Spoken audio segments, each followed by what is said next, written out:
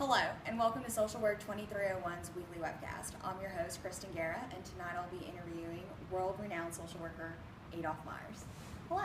Hello, thank you for having me on. You're very welcome. Thank you for coming. So, tell me about your occupation, Mr. Myers. Well, I'm an American social work psychiatrist, and that includes Freudian ideas throughout modern psychiatry. So, how do you view mental illness? I view mental illness as a disorder of personality rather than brain pathology.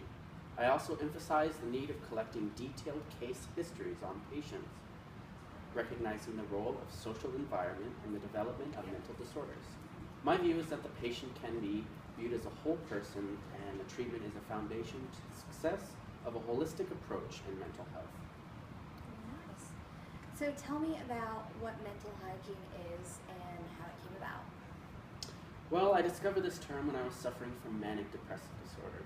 I coined this term to be defined as the branch of psychiatry that deals with the science of maintaining mental health and preventing the mental disorder through education, early treatment, and public health measures. That's amazing. Well, thank you for your time, Adolph Myers, as well as informing the general public of your mental hygiene news. We'll have to cut for a commercial break, but coming up next is Clifford Beers, co-founder of Adolph's Mental Hygiene. Yeah, I'm married. Does it matter? Oh, you do that for me? Perfect. Who are you calling at 3 in the morning? Just Jake from State Farm. What are you wearing, Jake from State Farm? Khakis? She sounds hideous. Well, she's a dude, so... Like a good neighbor, State Farm is there.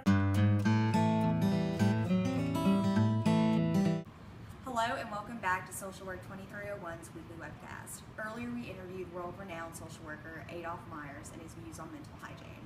Now here is Clifford Beers, who is Adolph Myers' co-founder to Mental Hygiene. So glad to have you on the show. How are you doing this evening? Good, how you doing? Thank you for having me. Absolutely. So what experiences inspired you to speak out and make changes regarding the treatment of mentally ill? Well, in 1900 I attempted suicide, and I went into a mental institution for depression and paranoia. During that time in my mental institution, I experienced mistreatment by the staff, and I wanted to change how mental illness was dealt with in our society. So what did you do to reform the way mental illness was dealt with? In 1908, I formed the Connecticut Committee for Mental Hygiene, which later expanded into the National Committee for Mental Hygiene. The purpose of this committee is to reform the way the mentally ill are treated during their time in mental institutions. I also wrote a best-selling book about my experiences in a mental institution called A Mind That Found Itself, and be sure to check it out. You can find it on our website. So, what were your goals for the mental hygiene movement? Well, my goals were to improve attitudes toward mental illness, also to improve the services for the mentally ill, and work for the prevention of mental illness and promote mental health. Well, that's all the time that we have for tonight. Thank you, Clifford Beers, for joining us on the show, and thank you all for joining us tonight. Stay tuned for next week's episode. Good night.